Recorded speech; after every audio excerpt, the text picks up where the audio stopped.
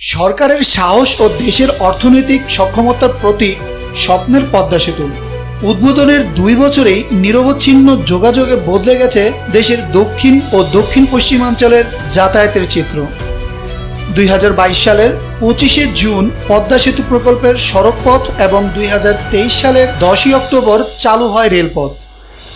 বাকি ছিল নদী শাসন সহ কারিগরি কিছু কাজ। এখন প্রকল্পের সেই সব কাজও সম্পূর্ণ হয়েছে।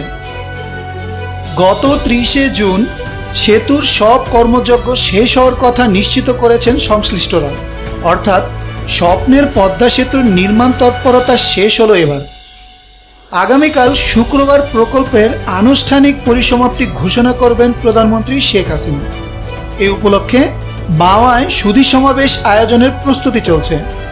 পদ্মা পারে তাই আবারও উৎসবের আমেজ। বুধবার মাওয়া এলাকায় দেখা যায় উত্তর থানা সংলগ্ন মাঠে সুধী সমাবেশের আয়োজনের প্রস্তুতি শুরু হয়েছে। একই মাঠে পদ্মা সেতুর সড়ক ও রেল সংযোগ প্রকল্পের উদ্বোধন অনুষ্ঠান করা হয়েছিল। এলাকা জুড়ে ব্যাপক জোরদার করা হয়েছে নিরাপত্তা বলয়। নজরদারিতে রয়েছে SSF। প্রধানমন্ত্রীকে বরণে শেষ সময় ব্যস্ত সময় পার করছেন সংশ্লিষ্টরা।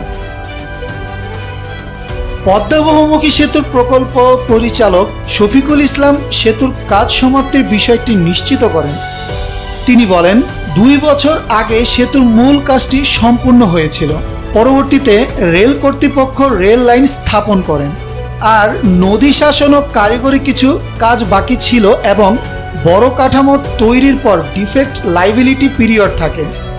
এই সময়ে অবকাঠামোর ত্রুটি বিচ্যুতি থাকলে তা সংশোধন করা হয়। ঠিকাদারদেরও বেশ কিছু দাবি ছিল। এসব কাজ ইতোমধ্যে সম্পূর্ণ করা হয়েছে। সব মিলিয়ে গত ৩০শে জুন সব কাজ সম্পূর্ণ হয়েছে। প্রকল্প পরিচালক শফিকুল ইসলাম জানান, নানা অনিশ্চয়তার মধ্যেই আমাদের কাজটি সম্পূর্ণ করতে হয়েছে। বিশ্ব ব্যাংক সহ বিভিন্ন সংস্থার সরে যাওয়ার পর প্রধানমন্ত্রীর চেষ্টায় আমরা সেতুর কাজ সম্পূর্ণ করতে পেরেছি। মানুষকে একটি সুন্দর সেতু তৈরি করে দিতে পেরেছি।